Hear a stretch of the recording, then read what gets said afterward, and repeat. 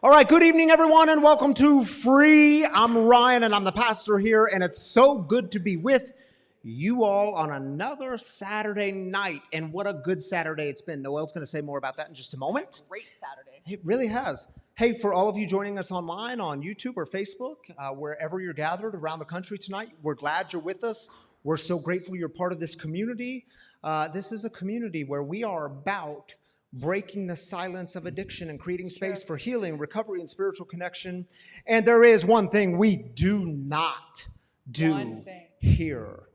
And I want y'all to shout it as loud as you can on the count of three, all four words. 1, 2, 3. We don't do shit. Pretty good. That was pretty good. I think they nailed it. I think that was an 8. I'd give it an 8 out of 10. Yeah, That's a B minus. Yeah. We could do better, but we've done worse. Look at us shaming them. All right, y'all. We don't shame unless it's about shame. That's true. That's true.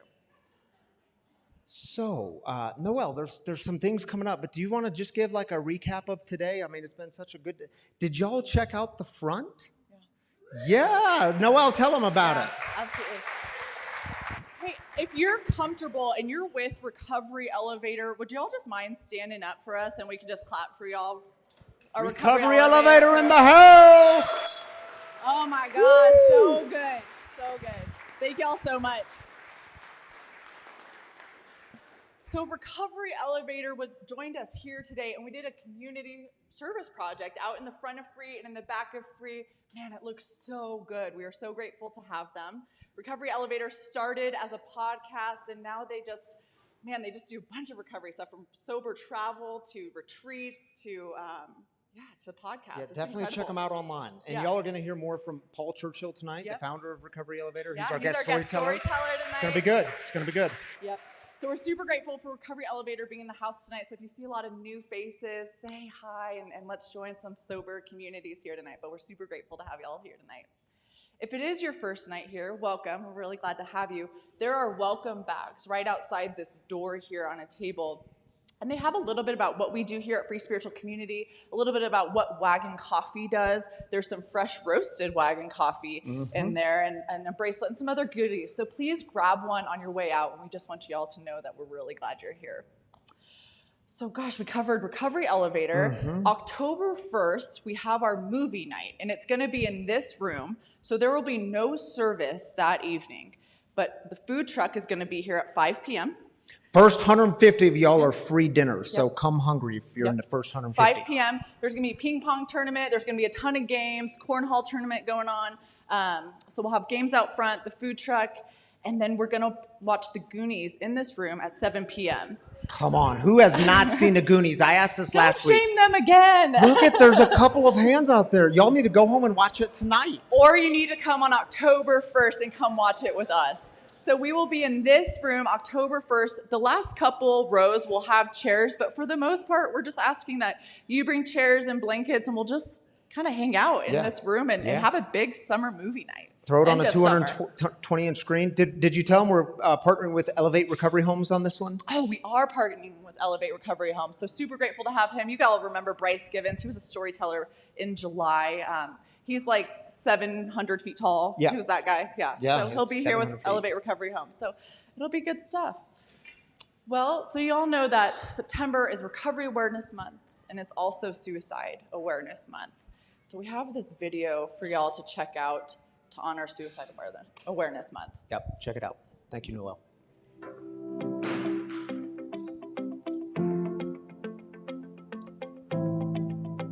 It's not every day that you get an opportunity to engage with someone when they might be having the worst day of their life. And to me, that's just a privilege and an opportunity to be there.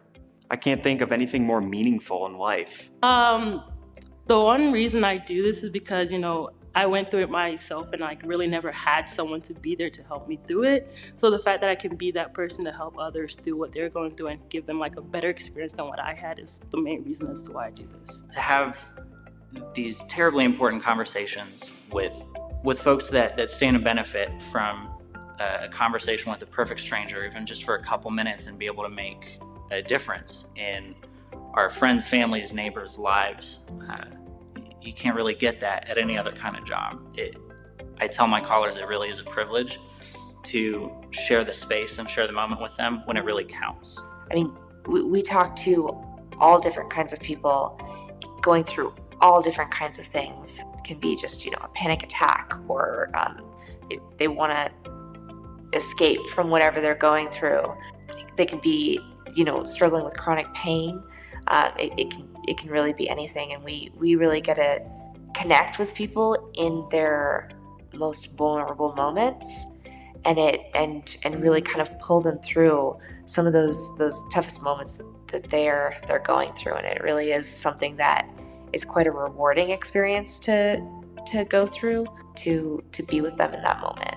I answer the call for suicide prevention. I answer the call for support. I answer the call for acceptance. Doing what we do for the state of Colorado, it's really special, and it really is a privilege.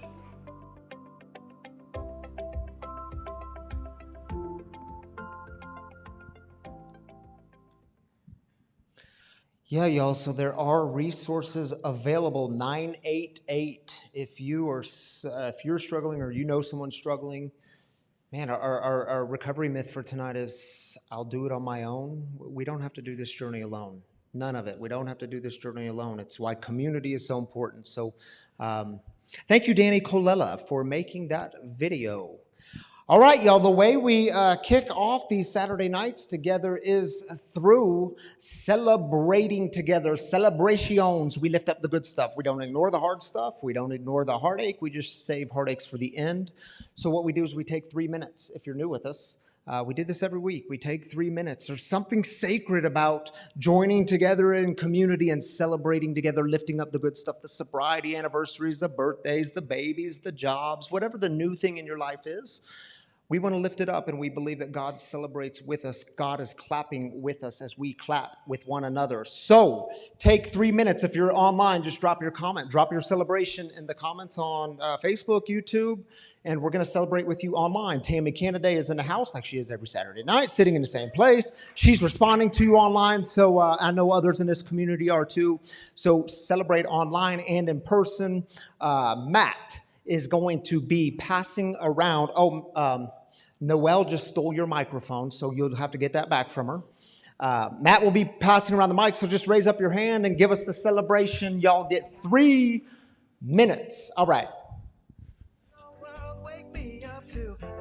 I'm Jennifer, and I just celebrated this past week 4 years of sobriety. All right, Jennifer. 4 years.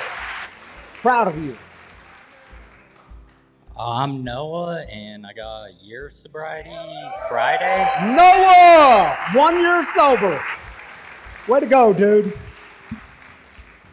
I'm Keaton, and today I got 7 months clean and sober. 7 months, Keaton. Keaton, a member of our new home team. Thank you, Keaton. Glad you're sober, dude. Front row, then back row, Matt. We're going to keep you running tonight. Darren has matching hair. Uh-huh. I just want to say, amazing people. Recovery Elevator, you guys got here. You went right to work. You did the hardest jobs first. I've never seen people work harder in my life for an idea and to be part of a community. And I was just really impressed with you guys. Thank you so much. Yes, celebrating Recovery Elevate tour.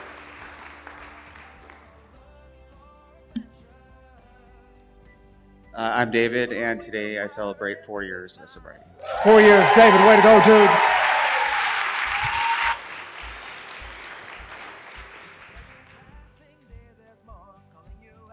I'm Cy. This last week I celebrated 90 days. All right, man. 90 days. I also just got my driver's license back this week, got my car running. And I would also like to show a little gratitude for the organizers for the Rally for Recovery that happened this afternoon in Civic Park. Fantastic event. Love the people that put that together. Yes. So many good things happen around Denver today. I'm Wendell, and I just celebrated 3 weeks sober. All right, Michael, dude. Way to go, man. Woo-hoo! Matt, we had one back here. I think was it Chris? Raise your hand there. Oh, did we already get it? Maybe we already got it. Okay. Hi, my name is Satchel, and I'm celebrating 8 months of sobriety and being 30 pounds lighter than when I was drinking. Hey, dude, that's good news, man. Gaining sobriety, losing LBs. There you go. We still got 30 seconds. Right next to you. Hi, I'm Danelle, and I am with Recovery Elevator, and I am celebrating seeing my community. Some of these folks I haven't seen in more than 3 years. So it's us coming together and just sharing our energy and being able to celebrate it here and help contribute to your community. I am loving it. I'm Denver natives, and I will be back. Awesome. We'll celebrate that with you all day long. All right, Mrs. Canada, are you joining me up here? Thank you, Sir Matt. Last week in the boots, now in the Crocs. Diversity. As All we right. move into fall too, right? As we move into fall. And thank you so much, everybody who contributed to outside and drinking the coffee while you worked, and just grateful to have everybody here. And we had painters inside too, like I the did see that. prayer and meditation room is Yeah. getting a paint, I don't know, makeover. A little refresh. Lots of things happening. So thank y'all. Yeah, super grateful. You want to Thank take the first one? Yes. Maybe. Just make something up if it doesn't come on the screen. There we go. There we go. Hey, Stephen. In Washington, D.C., celebrating our younger daughter's 27th birthday, born on Constitution Day. She is senior staff in the House of Representatives. Hey, that's cool. All right, that's big stuff. Yeah. Thank you for sharing that with us, Stephen. You know that. All the way up in Pennsylvania. Danielle says, I want to celebrate my daughter, Taya.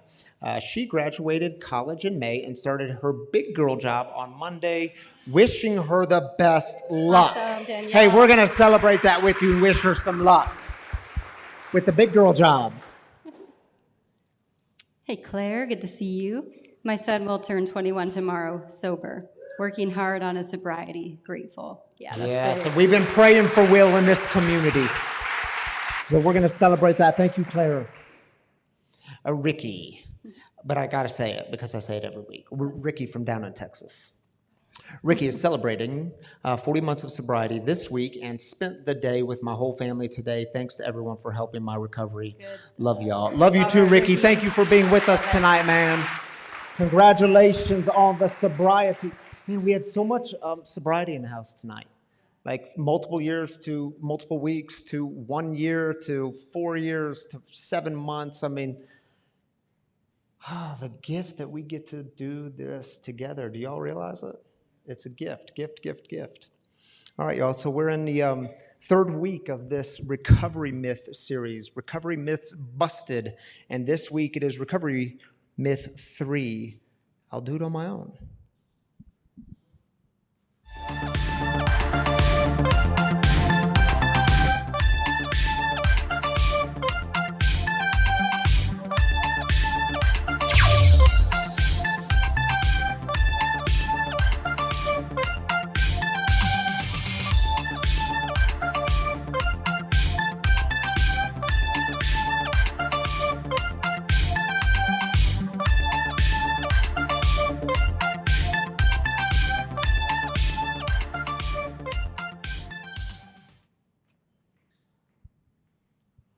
So, I've been at this recovery thing for a minute now, and what I can tell you is there are still times in my life where I buy into that myth that I can do it on my own. Like just last week when I was meeting with a buddy of mine, and some situations about my life came up to the surface, some challenging situations that I've been going through recently, and I started to explain these challenging situations to him, and he said, dude, when's the last time you called your sponsor? And it just so happens that we have the same sponsor, so I can't BS him. And so I start to explain to him, I said, dude, it's been a minute, but man, you know how it is. And these situations I'm dealing with, I mean, they're just really unique situations here. And, he's not going to really understand these. And then to make him understand, I got to give all the backstory. And these are just small, petty things. And he's going to think they're petty, and there's big things happening in the world. And he stops me mid-sentence again. And he says, can I just be honest with you? And don't you hate it when people drop that line? Because part of you just wants to say, please, anything but honesty. Like, just lie to me, make me feel good. And he says, I think you're in your head and you need to give him a call. Which, by the way, always goes against my natural impulse. Because my natural impulse says, come on, Ryan. You don't need to bring anyone into your mess. You don't need to bring, this is your mess, not theirs. They're going to think it's petty. And by the way, you don't need to bring God into this either. I mean, God's going to think it's petty too. And God's dealing with some big issues in the world. And Ryan, what you need to do, because you have such a good track record on this one, you need to just keep thinking about it. You need to just think your way out of this, and then things will get better. Yo, my natural impulse will always tell me to hide. I mean, still 9.5 years later, tell me to hide, pretend that I could do it on my own, keep the secrets. And see, what I can tell you is every time I do that, it's me wearing a mask, hoping you don't see who I really am. Every time I do that, it's me trying to run the show and hoping the show comes off well and hoping that you really like the show. And every time I do that, it is me taking back control. It's me giving up my authenticity. It keeps me from showing up in the world. You know, there was a recent survey done among 16 to 29-year-olds. And 85% of them said that church-going people are hypocritical. 85% of them said that they're the people that will show you one thing, but who they are is actually another thing. Fascinating, isn't it? And see, in recovery, we have this phrase that we live by. It says, we're only as sick as our secrets. Y'all know this one? We're only as sick as our secrets, which essentially says if your secrets get kept in the dark, like if they go underground, well, then they just have a tendency to grow and create more harm and more destruction. But if they're released, if they're exposed and brought into the light, then they have a way of losing their power. So let me ask y'all, are you someone who is keeping your secrets in the dark? Are those secrets causing you to try to do recovery on your own? Are the secrets keeping you drunk? Are the secrets keeping you in that dreadful cycle of being addicted to the addict in your life?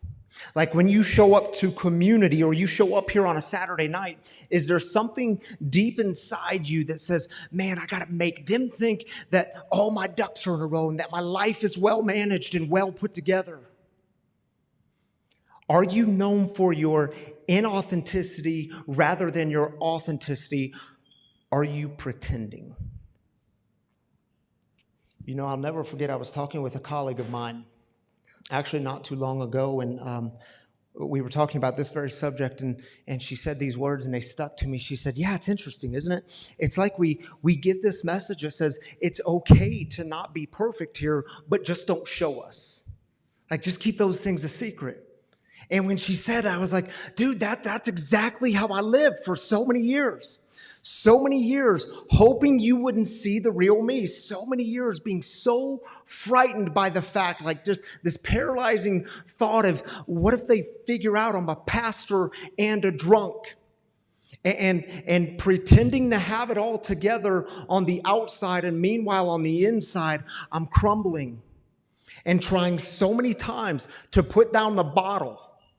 Tried every method. I talked about all those methods last week. Every method you could imagine. I tried it, and I tried to do it on my own, and it didn't work. I didn't know I could do it with other people. I thought the trick was don't let anyone know. And the truth is, I was dying, but I didn't know how to tell you that.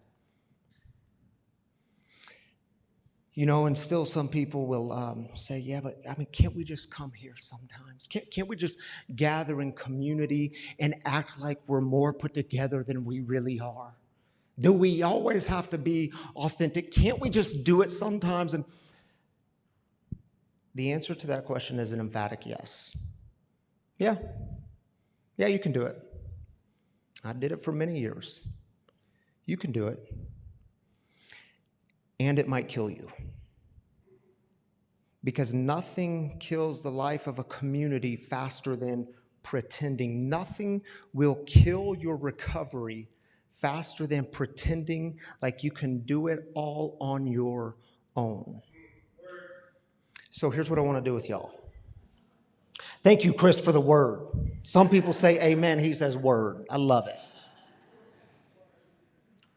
So for the next few minutes, I want to look at this really weird, messed up, bizarre story from the New Testament book of Acts chapter 5. And if you're not familiar with the New Testament book of Acts, the writer of Acts was writing this book to describe the what's called the early church, or how the movement started and then how the movement began to expand. Now, in order to understand this weird, messed up, y'all are going to love this one. It's so messed up. Weird, messed up, bizarre story in chapter 5, you have to know something about how the writer describes the movement in chapter 4.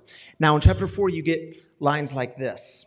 The community of believers was in one heart and mind. You get another one. No one claimed any of their possessions as their own, but they shared everything they had. There were no needy persons among them. You get another one that says, same chapter 4, those who owned properties or houses would sell them, bring the proceeds from the sales, and place them in the care and under the authority of the apostles. This is how it was done in the first century. Then it was distributed to anyone who was in need. All that's in chapter 5. And then you get this really weird, or chapter 4, then you get this really weird story in chapter 5. Now, in this story, there's 3 characters. And I wouldn't normally read an entire story. I would summarize it, pick out select verses, but I want to read, I act like it's long. It's only 11 verses.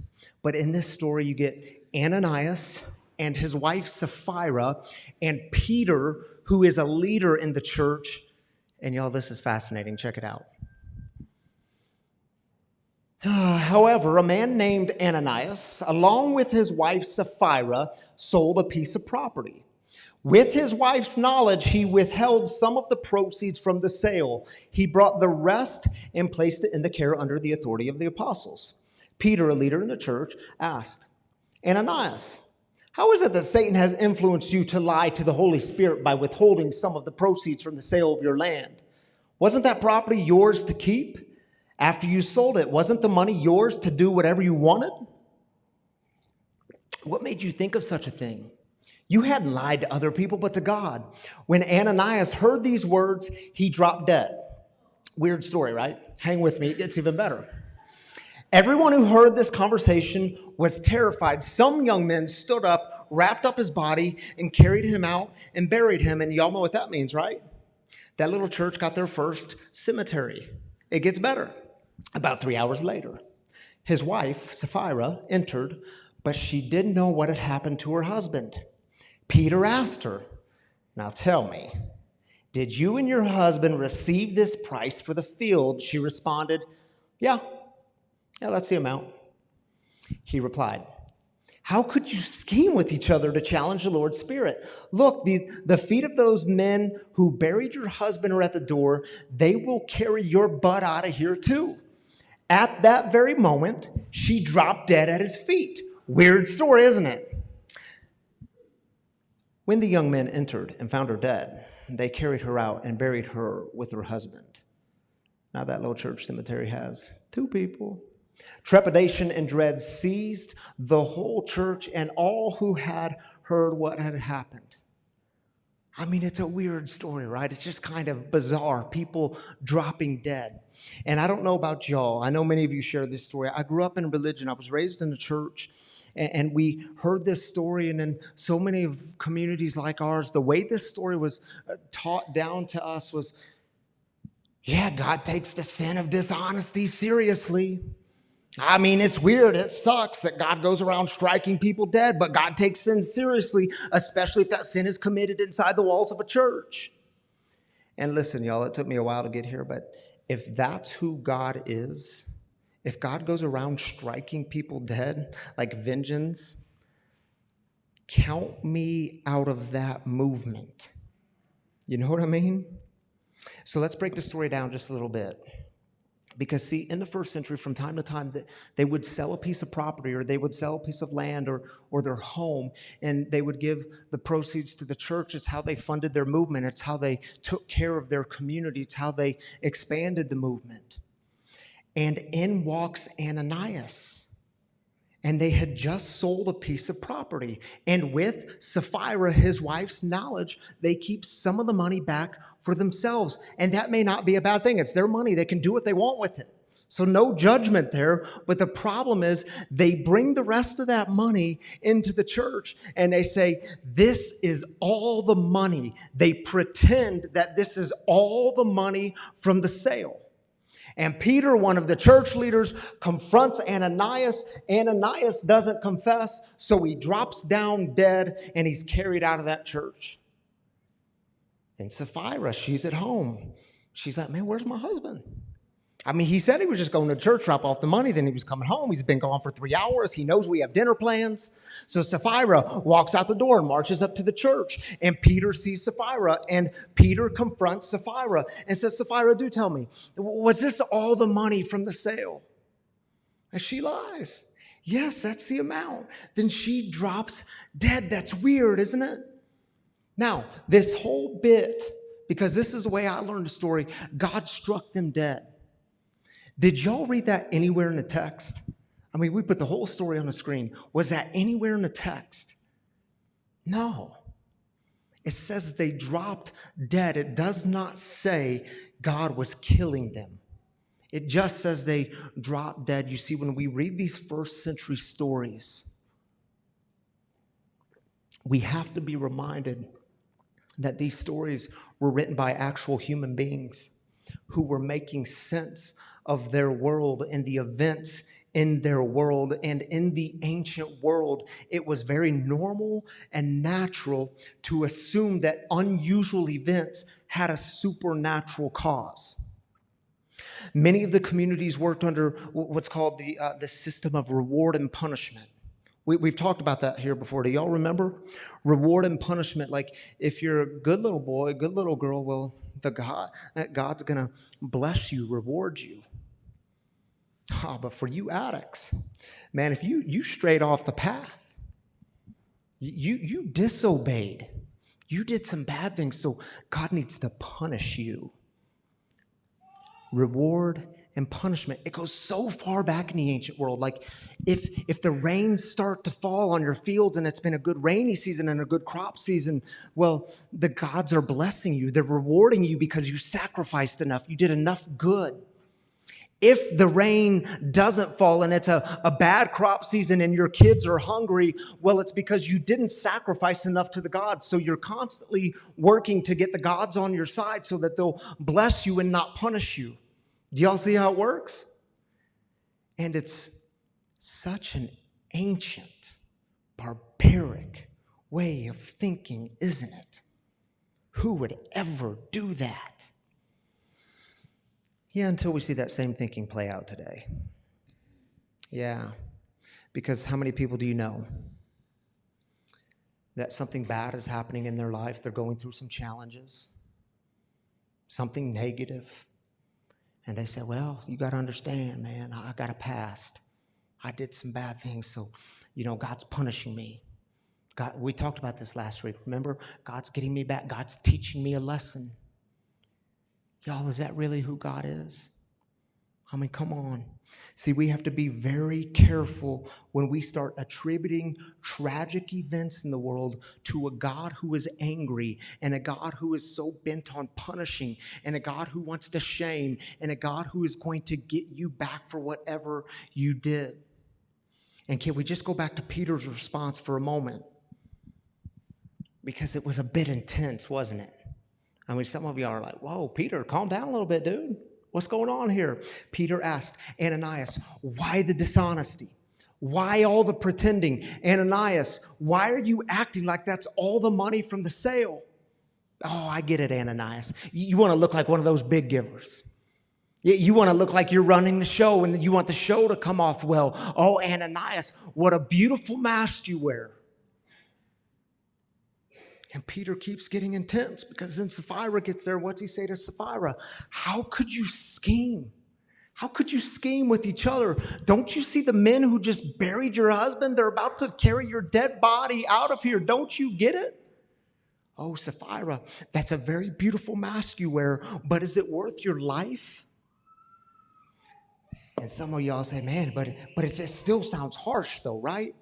I mean, Peter, why so harsh? And where's the grace? And shouldn't we be a community of grace? And why was Peter so fired up about this? And by the way, it wasn't about the money. So before we get into religious resentment, say, yeah, that's how churches are. They just always want your money. They're always asking for money. It had nothing to do with the money. It was about the pretending, the putting on a show and trying to be someone they weren't. And why would this matter so much to Peter? Because you see, Peter, yeah, he had a bit of a past. And when things got dicey in his life, it wasn't like he just would rise up to the occasion. Yeah, do y'all remember it? It was the night before Jesus was arrested by Roman soldiers. The next day, he was put on this Roman execution stake called a cross where he was crucified. When they arrest Jesus, Peter, one of his disciples, Peter's following behind at a distance, and they take Jesus inside, but Peter stays outside. And he's hanging out by the fire pit. And one of the Roman soldiers sees Peter and says, wait a minute, aren't you with that guy? Aren't you with Jesus? Aren't you one of his Talmids, his students? Peter says, who, me? You got the wrong guy. I never seen that dude. It happens a second time. Another Roman soldier comes out to the fire pit and says, no, wait a minute, man. I think I saw you. You were with him. You're one of those followers, aren't you? And Peter again says, dude, who, me? Man, who would hang out with a loser like that? You got the wrong dude. It happens a third time, and some of y'all remember the story. The third time Peter denies, and then the text tells us a rooster crows, and when that rooster crows, the text says Peter began to cry uncontrollably.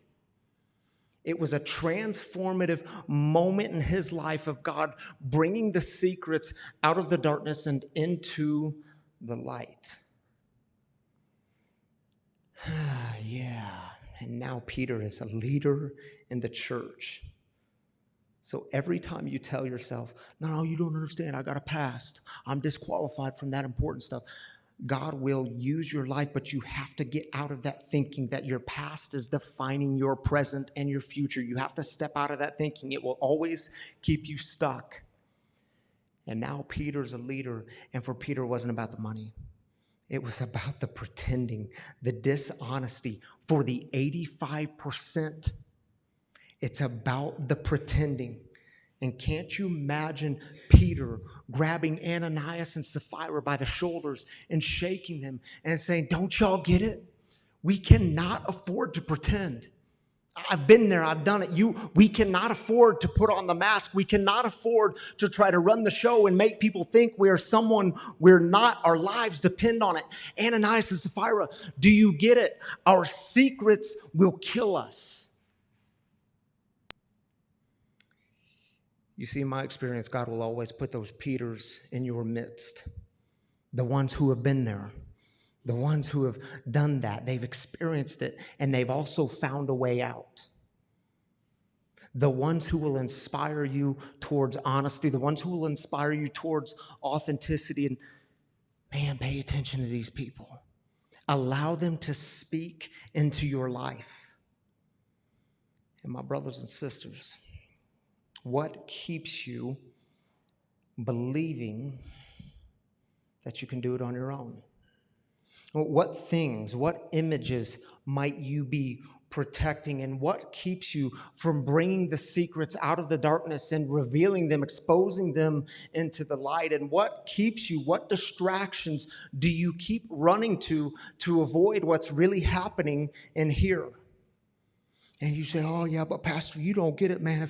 If I bring my whole self into community, my authentic self, as some call it, if I do that, well, that'll be really scary, and they might not understand, and I'm not sure they'll accept me, and I can't control yeah, I get it. I get it. It might be the scariest thing you ever do, and yet we need you. And not just your successes and your triumphs. We need the real you, the authentic you, the whole you. The person sitting next to you needs the real you, the whole you. And isn't it interesting when the writer of Acts talks about this early movement, he talks about it in ways of relying on each other and taking care of each other and saying to the person next to you, you're not alone. We're in this together and God's got us. There's a reason authenticity is one of the core things we stand for here at Free. Because authenticity, I hope y'all read it every week. We strategically placed it there so you see it when you walk in next to recovery. Authenticity gives us the constant reminder that we do not do this work alone. We can't afford to. You see, choosing authenticity means actively working against all those natural impulses, because your natural impulse will always try to convince you to hide, to pretend, to keep secrets. Mine does, still. And I've learned we have to do this work together, because y'all see what happens when a bunch of hands come together. Check it out outside when you leave. When we do the work together, miracles happen. And we have to do this work with God. Yeah, see, I still have to daily invite God in. God, help me be open and aware. God, help me see today. God, help me show up today. Help me be of service to others today. And I'll close with this. The author and researcher Brené Brown, one of my favorite authors, I highly recommend everything she writes. You know, she talks about this way of living as wholehearted living. And in her work, she identifies 10 guideposts for wholehearted living. The first guidepost is, get this, cultivating authenticity. And she says, when I set out to do my research, I thought there were people who were authentic and people who were inauthentic. And she says, but none of the evidence suggested that. There's not authentic and inauthentic people. Authenticity is something to be practiced, and you practice it together in community. In other words, you are not born authentic. Oh, he's born with the gift of authenticity. No, he's not. There are not inauthentic and authentic people. It's a practice, and we have to choose to practice this on a daily basis, sometimes every hour of every day. Is it true? It's a practice. It's asking the question, am I going to show up today? Am I going to allow myself to be seen today? Am I going to do this work with other people today, or am I going to isolate? How many of y'all know how to isolate? Mm-hmm. Yeah. You see, you don't have to do this journey of recovery alone. Why would you? Look around you. You do not have to do this alone. Let God do for you what God did for Peter. You don't have to go down like Ananias and Sapphira. Don't let your pretending be the thing that kills you. Hallie Marie is joining me up here tonight. Hallie Marie is going to, I don't need to say your last name every time, do I? I can just say Hallie. Some of y'all know Hallie. She is a volunteer with our tech team. She showed me some of her music recently, and I was like, oh my goodness, you're really good. You're like a professional. So I asked her to play a song tonight. This song is called Indebted. I encourage you to check out Hallie's music on Apple Music, Spotify. You can connect with her on Instagram. I asked her to play this song, and hey, just like we've done for the last couple weeks during this series, if you want to come up and as an act of prayer or as a symbol of bringing someone into the light, and maybe it's yourself, I invite you to just light a candle. You can say a little prayer for them, send some good vibes. If you know someone who's trying to do recovery on their own, maybe you want to lift them up through lighting a candle. And if that person is you, you don't have to say nothing. Just come and light a candle, and we'll lift these prayers, these vibes together. Hallie, thank you so much for being with us, and I think y'all are going to love what she's about to sing and play.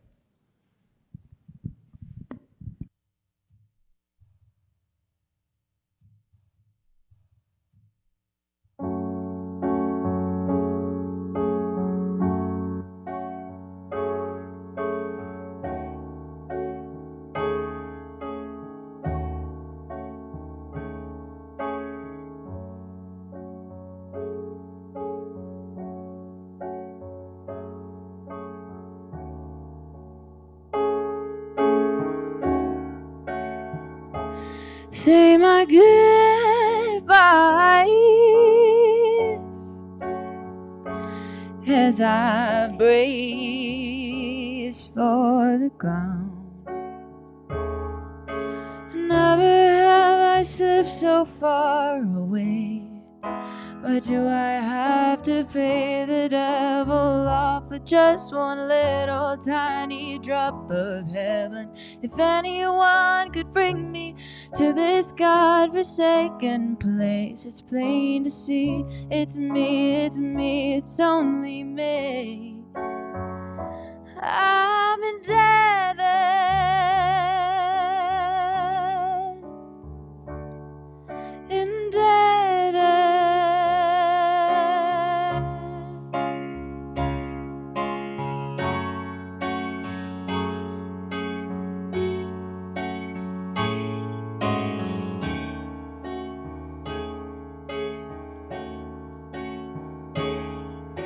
Desire creates the world and lights the eyes of all who suffer it. Illusion of the mind and idle tides of thought that lie.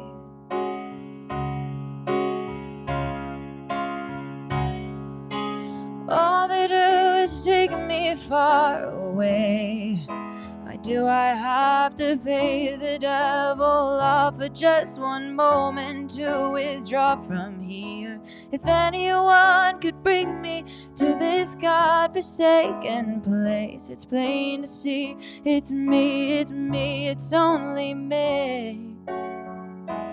I'm indebted.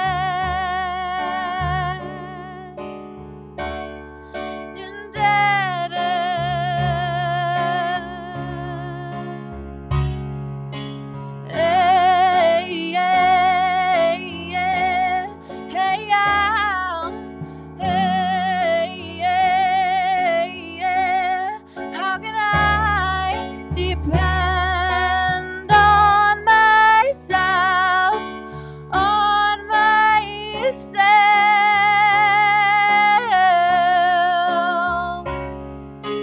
Never have I slipped so far away.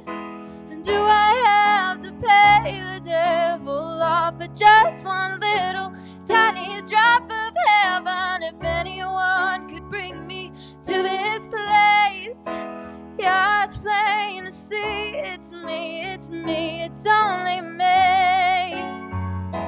I'm indebted.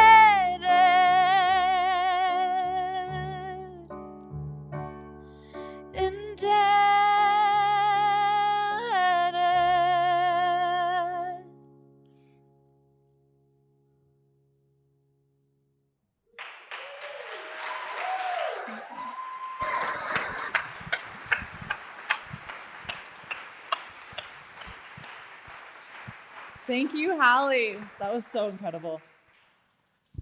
Thanks, Hallie. All right. Well, today was a really special day for me. When I was about 25 seconds sober, I could only manage about 4 things in my life. And one of them was to go to work, and I would take my dog on a walk, and then I would go to a meeting. And in between those pockets of time, I would listen to recovery podcasts. And one in particular, I would listen to Recovery Elevator over and over again. Like I would just binge them time after time. And I specifically remember one, Paul was interviewing a gentleman, I think his name was Chris, and he talked about having a hat trick of DUIs. And a hat trick is a hockey term for getting 3 goals in a row, so having 3 DUIs. And I am also someone who collected 3 DUIs in my active alcoholism. So I remember taking my dog on a walk and being like, oh my goodness, if this guy can be okay, like I'll be okay. And that was so healing for me. And then fast forward a couple years later, last spring, actually it was in 2021, it's about 1.5 years ago, I just ended a long-term relationship, moved out of that house, and really I'm just starting everything brand new. Like everything in my life is different, and it was just to make the right decision, and this feels so awkward, and man, it was a rough time for me. And it was a Friday evening, and my friends decided that, hey, let's go to Zion National Park. this weekend. And we're in Denver, and so we decide we're going to drive through the night to Zion National Park. So we leave Denver at 7 p.m., drive through the night, get to Zion National Park at 7 a.m., and sleep for about 30 minutes, and the park opens at 8 a.m. And so our first hike was Angel's Landing that morning. And so we race up Angel's Landing and just hike our little hearts out. And I'm coming down Angel's Landing with my friends, and coming up Angel's Landing was Odette. She's coming from San Diego, California, on a recovery elevator hike, and we are coming from Denver, Colorado, and coming down in our pass cross in this national park in Utah at the exact same moment. And that was such a God shot for me. It was like, Noel, you're on the right path. And so once again, Recovery Elevator was there to just lift my spirits and let me know you're gonna be okay. And so for those of you who are new with us this evening, the second portion of our service, it's always a storyteller portion. So we have someone with whatever weekly sermon or whatever series we're in, whatever it pertains to, we have a storyteller come up and share their experience, strength, and hope. Whether that's a loved one of an addict or a spiritual refugee or an addict themselves. And so I just feel so honored tonight to be able to interview the founder of Recovery Elevator, Paul Churchill. So if you all could help me welcome Paul up.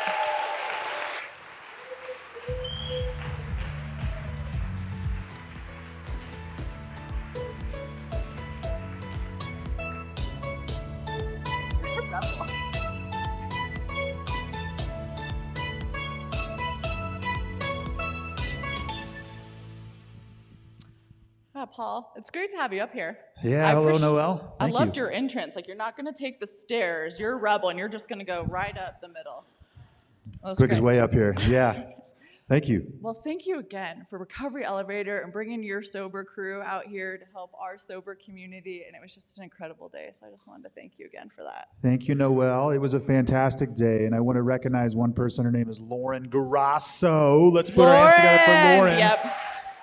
Yep, absolutely. We got Lauren up for sure. Yeah, she put this whole event on. Yep. And we had a service project on our horizon in 2019, and COVID happened, right? Yep. And, funny story, Lauren Grasso was on our volunteer committee, and she said, if you do a year, that's your term. And she said, I'm not leaving this until we do a service project. That doesn't sound like Lauren at all. She pulled it off. It was such a great, a great experience, a great day, like you said. So thanks for having us. Yep, nope, she's great. She's been able to wrangle Chris, Ryan, and myself over the past couple months and get this project off the ground, and that's quite the feat. So thank you so much, Lauren. That was incredible.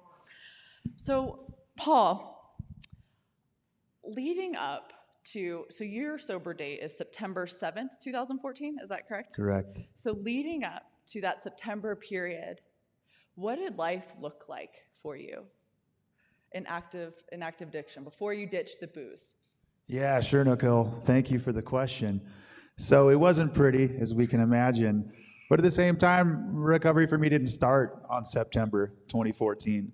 But looking back on that summer, which was full of chaos, right? And there's a universal law that says there's calm that follows all chaos. So keep that in mind with your life. If it's chaotic, calm will follow. That's always happens. Mm-hmm. But looking back on that, at the beginning of summer 2014, and I had been trying to quit sober for a while on my own, and we all know where that goes. And I was on this lake trip on a houseboat in southern Utah at a place called Lake Powell. And there's me, like 7 of my friends, probably 10 of us there, including my family, and I was a sober guy, as they thought. But I was on this boat drinking beers and drinking the alcohol, but nobody knew it. And it was about the 5th day where I would wake up at 4:30 or 5:30 in the morning just so I could drink the alcohol, and people wouldn't know me or know that I was doing it. And I remember my dad coming to me and say, "Hey, I think your buddies are drinking my whiskey," right? And I'm like, oh my God, like it was just so hard to keep that secret. Yep. We spoke about that. Like, imagine that. Yep. It's like, yeah, those guys, I'll chat with them, Dad. I'll handle it, Dad. I got this. But after about 5 days of that, of drinking in the morning and then drinking at nighttime and hiding the cans and bottles and all that jazz, I woke up and the sun was coming over the horizon.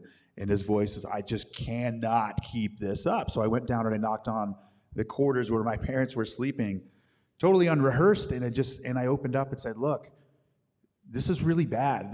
I've been drinking this whole trip. And I'm already like 4 beers deep and nobody knows it, right?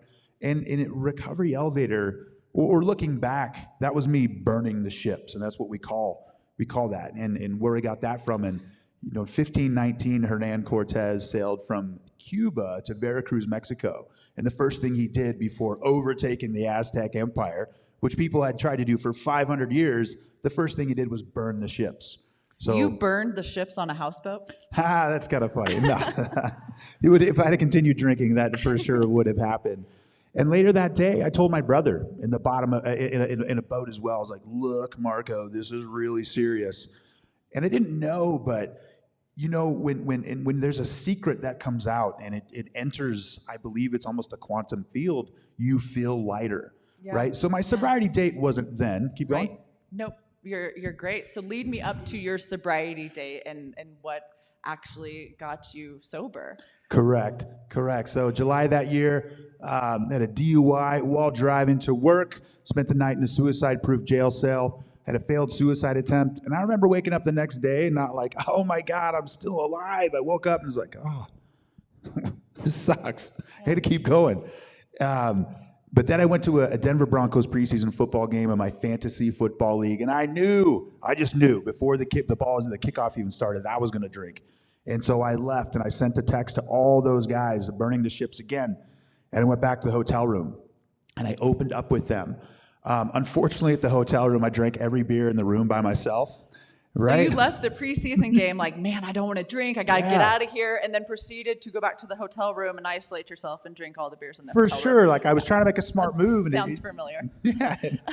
But what I didn't know is when that authenticity was emerging and I was listening to that bigger voice saying, yeah, I do need help and I'm going to put myself first, that the ball was, the sobriety date was right around the corner.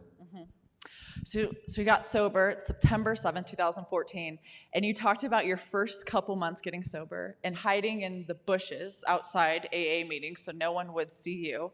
And at about that 2-month mark, you had this kind of idea that I got this or I can do this alone, and then this subsequent thought that, oh my gosh, I've got to do something more here or I'm gonna be in trouble. So what did that look like? Yeah, sure. And I saw Lauren carry an 80-pound bag of concrete today, and I also was hiding in the bushes at that moment as well.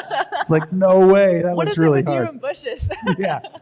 Okay, so I did manage to get 2 months away from alcohol sobriety, and I went to an AA meeting, and for some reason, and unfortunately, it's the stigma, right? I would always like hide behind trees, like, in the clear, I can enter. And this voice came in as like, oh, I got this. I think I looked at my clock. I'm like, oh, I got 2 months sober in the bag. But fortunately, there was a larger voice that was emerging that said, no, you don't got this. And I've always been a fan of podcasts. And at that moment, I think there was 4 or 5 podcasts. So the idea of a sobriety podcast emerged. That wasn't the launch date. And I had 2 months of sobriety. Launching a sobriety podcast. That was a bold move. It is. And it's a huge gamble. And it could have crashed and burned. Yeah.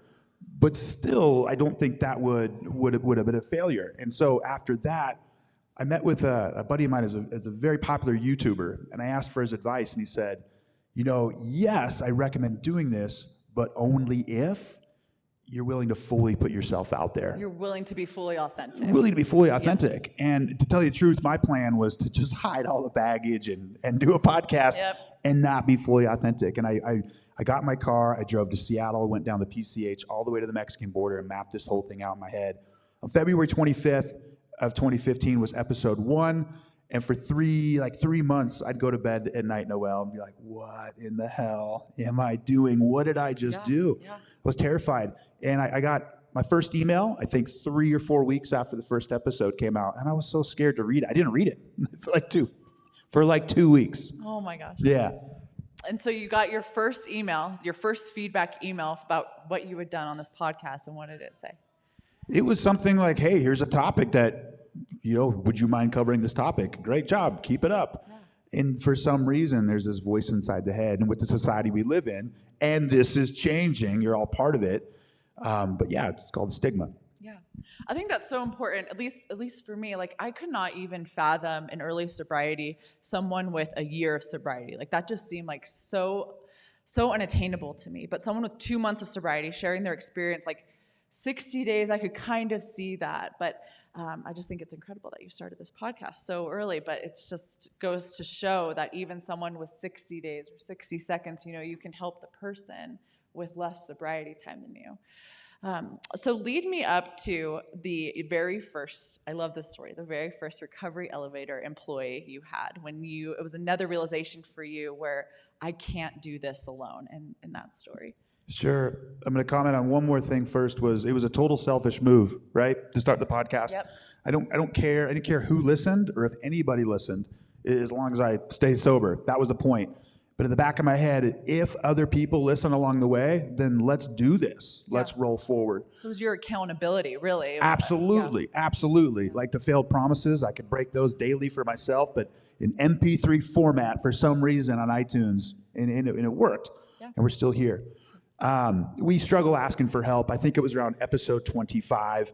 I walked outside my condo, I had a bunch of bags in my hand, and there was a gal watering her plants in where my condo is, who was also in recovery, thank you.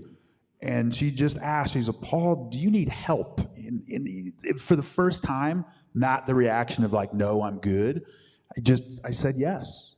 I said, yes, I need help. I can't do all this. And this is a gal named Ty. She's still editing the podcast, episode 400. And we have a podcast episode every week, every Monday. Episode 400 comes out in like 3 weeks. She's still editing the podcast. And funny story with that, she's been an independent contractor, a subcontractor, and we were just audited by the state of Montana with unemployment insurance. So she now actually is officially an employee with Recovery Elevator. So we learned a lot along the way here. I really have. Ty, congratulations. Yeah. Well, I think that's such a powerful story. Not only do we need help to get sober, but also within our recovery, and to never stop asking and seeking for help, because we can't do this alone, nor do we need to. So what does community look like? Well, first, will you tell everyone who maybe doesn't know, what is Recovery Elevator, really? It's a podcast, but what else is it? And what does community look like for Recovery Elevator? Yeah, sure. Great question. It took me a while to figure that out as well. What is this? Like, what are we doing? What is the product, right?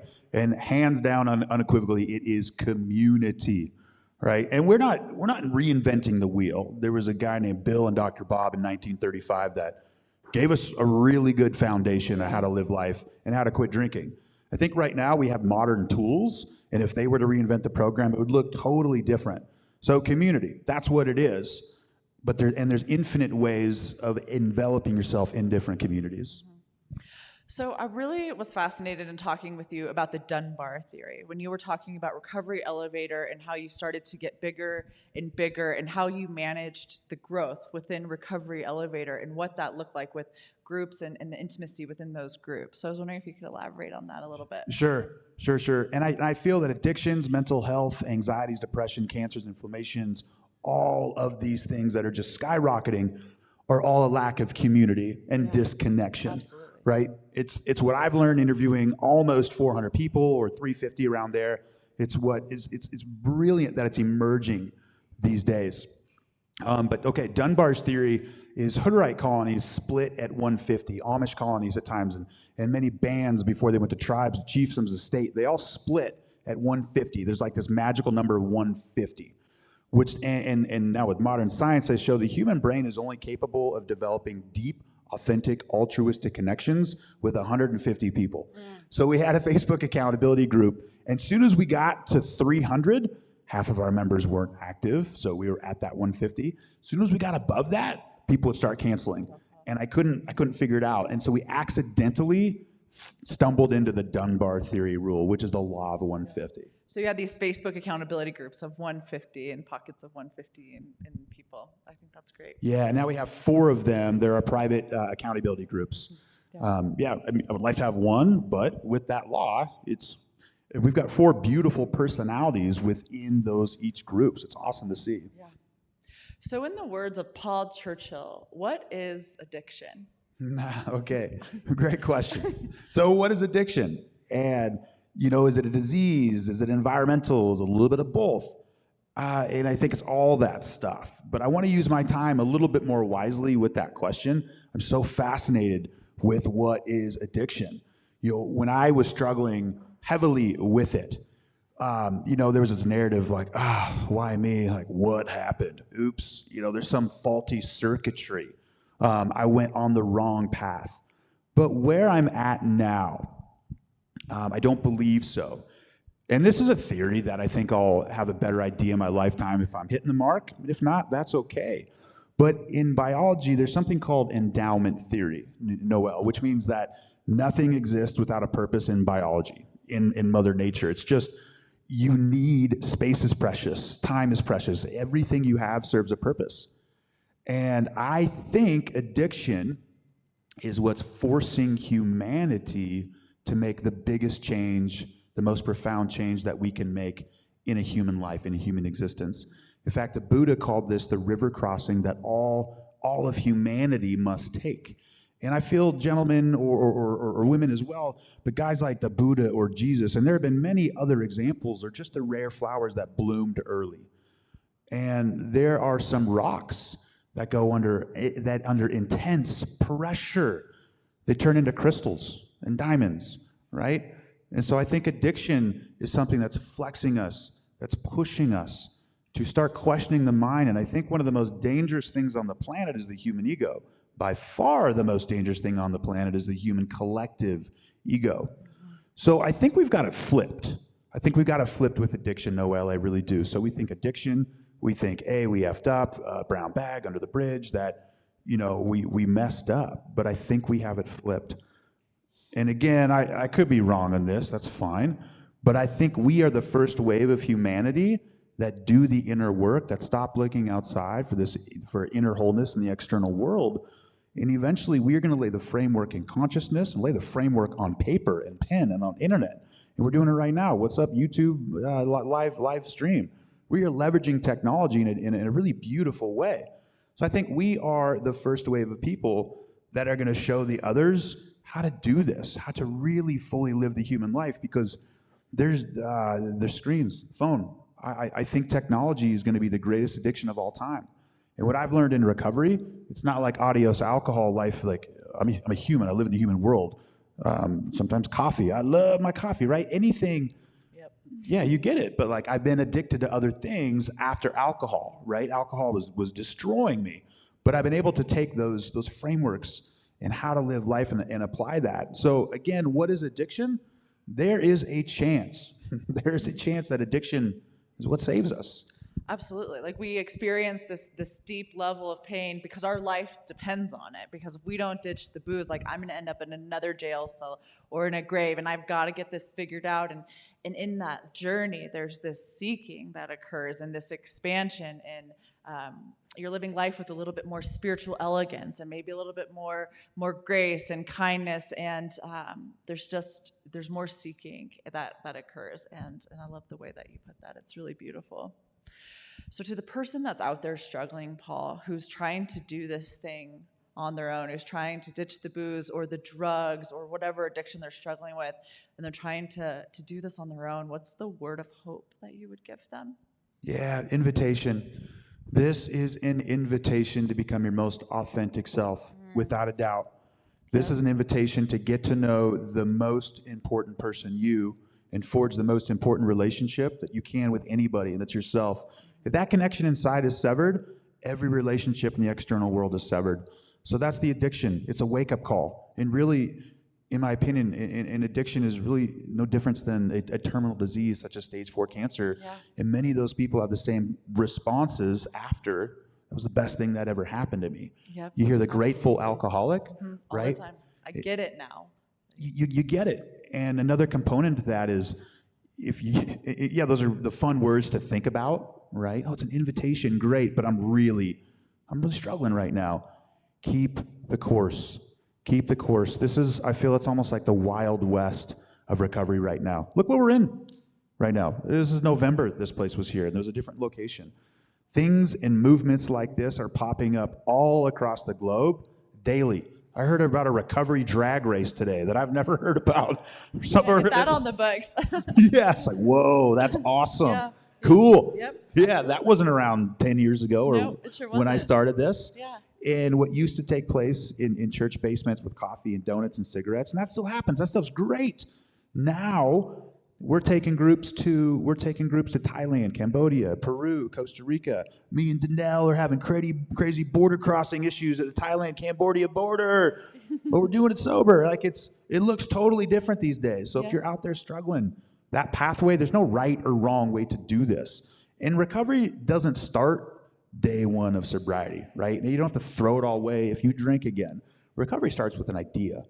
It starts with an idea, a vision of you being the best version, the best, most authentic version of yourself. And if you're on day one over and over and over, keep building that new life without alcohol. Because I am a firm believer, yes, you do got to stay away for it for a little bit, but it's a hell of a lot more about creating a life where it's just not needed.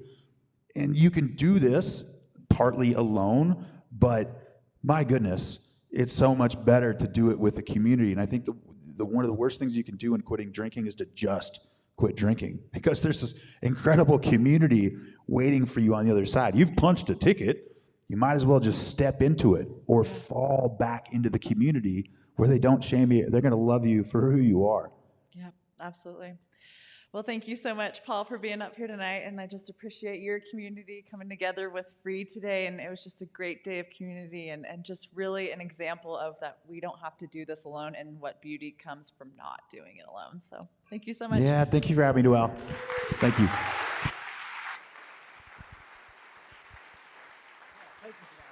Good stuff, buddy. Enjoyed it so far. Thanks, man. Good job. So I had an opportunity to talk with with Paul and his wife Nemia just, I don't know, before we started the service project today. And dude, they're doing some really cool things. And Paul, you mentioned Costa Rica up here. And when you did, Tammy, my wife is pulling it up online and she shows it to me. She's like, so we may be joining you in Costa Rica, just saying. All right, y'all, thank you so much for being here, Recovery Elevator. And Lauren, did I see her in the back somewhere? Man, y'all got to get to know Lauren. She's just an incredible person, too. So say hi to all the recovery. There you go, Lauren. Yes. So fun to partner with y'all. The way we close here, one of the ways we practice authenticity with one another, with God, is with our heartaches, not just our celebrations, but our heartaches. So we do, just like we did with celebrations, we take 3 minutes and give us the heartache. Because what we know is you were not created to carry these burdens alone. What's the burden you're carrying? You suck at carrying it alone. You weren't made for that stuff. We do it together in community. And part of that is just articulating it so that you can hear back the universe, God, say to you, you're not alone. You don't have to do it alone. So take 3 minutes. If you're online, put it in the YouTube comments, the Facebook comments, and we'll join with you in 3 minutes. And if you're here, just raise your hand. D-Dog in the house. D-Dog. Who else calls you D-Dog? I'm the only one. How about that? Darren is here. He will give you the mic. Just slip up your hand and he'll give you the mic. Take 3.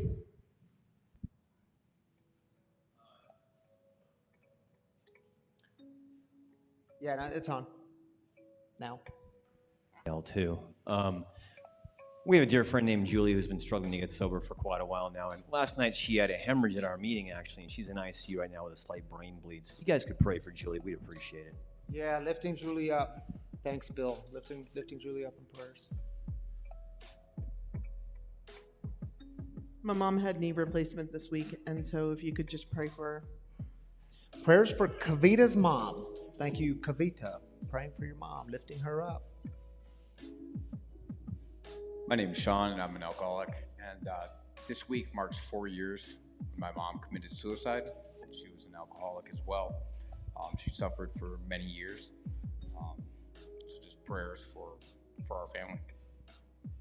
Thanks for sharing that with us, Sean. Sending good vibes and love and prayers to you and your family this evening.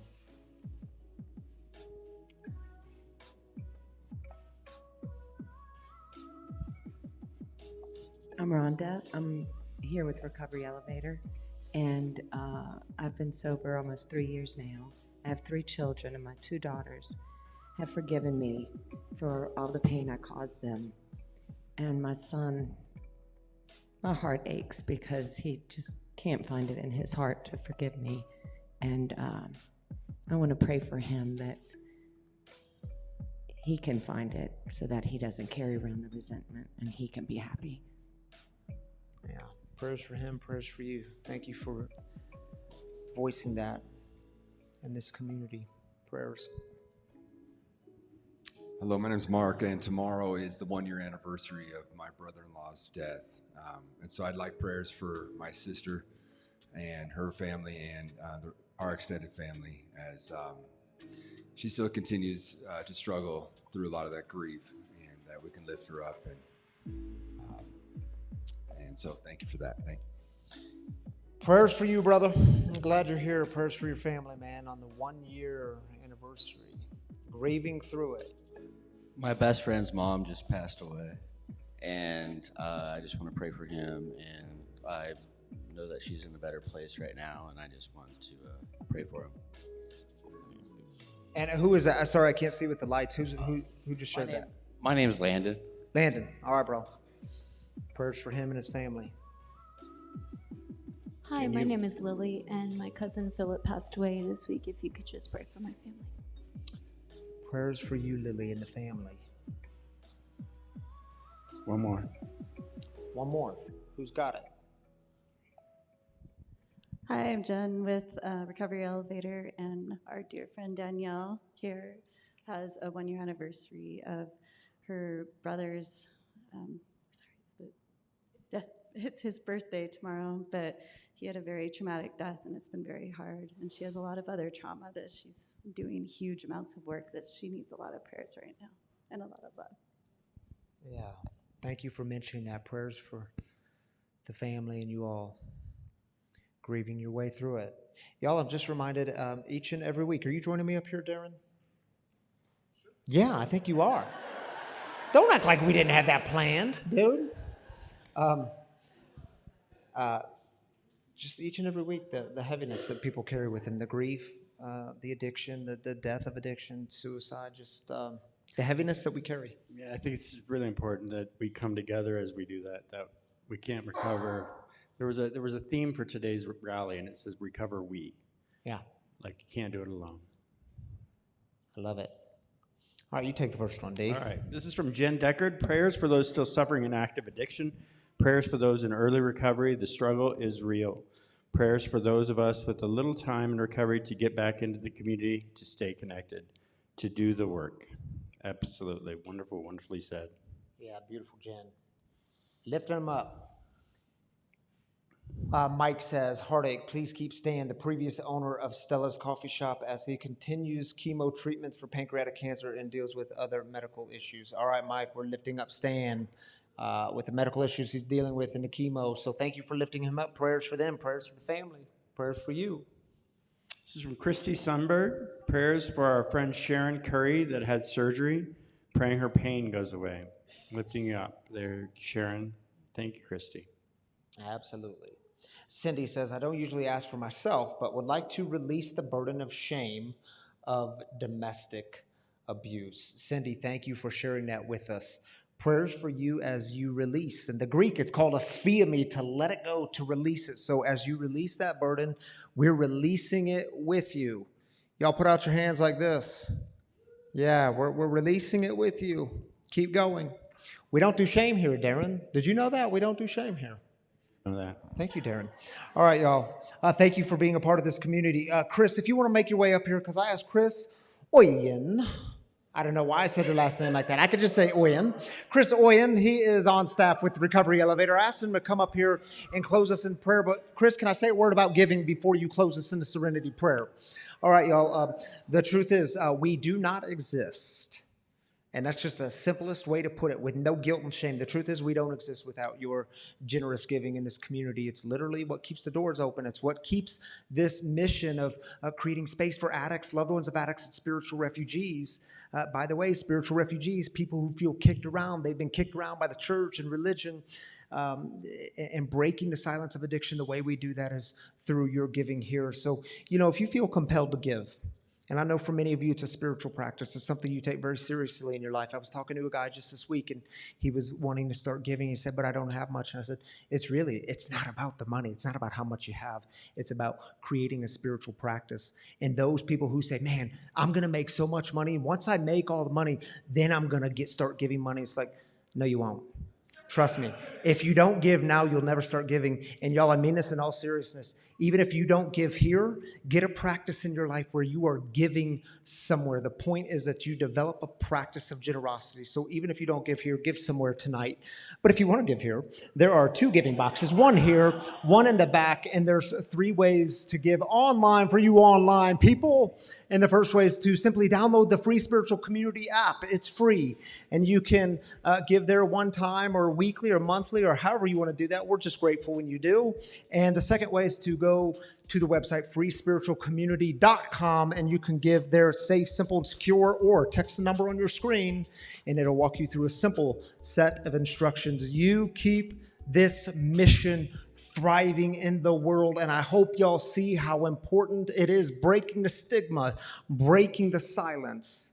It's what we do here, Chris.